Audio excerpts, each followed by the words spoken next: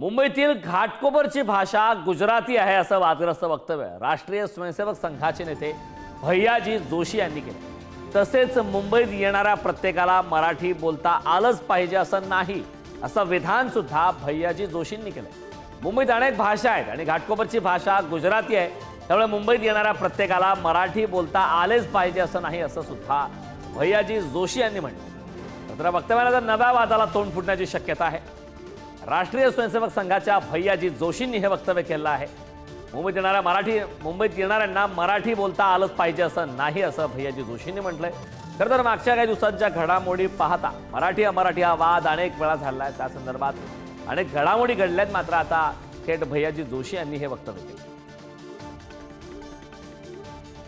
मध्ये चालू आहे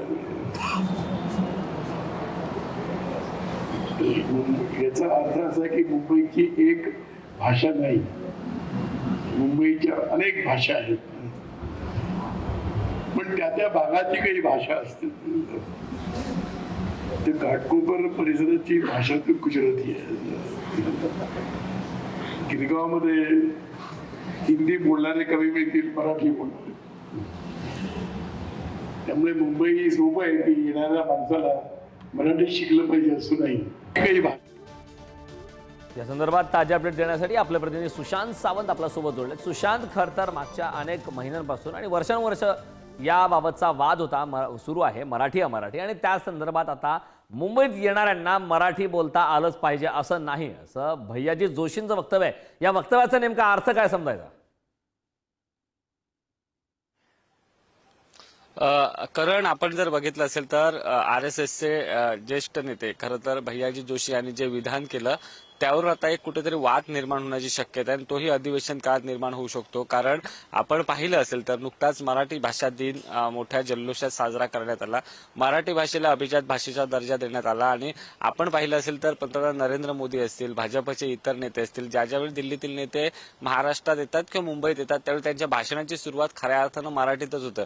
अशातच जर भैयाजी जोशी यांच्यासारख्या नेत्यांनी अशा पद्धतीची विधानं करणं हे खरंच एक त्याबद्दल जो आहे तो खेद व्यक्त केला जातोय, नाराजी जी आहे ती व्यक्त केली जाते। काल एका घाटकोपर येथील एका कार्यक्रमात मंगलप्रभात लोढा यांच्या विभागाचा हा कार्यक्रम होता। या कार्यक्रमात भैयाजी जोशी उपस्थित होते आणि या कार्यक्रमात भाषणादरम्यान त्यांनी हे विधान केलेलं आहे। त्याचसोबत ते म्हणालेत की मुंबईमध्ये अनेक प्रांताचे लोक जे आहेत ते राहतात, त्यामुळे मराठी भाषा बोलता आलीच पाहिजे असं नाही, असं त्यांनी एक धक्कादायक विधान केलं।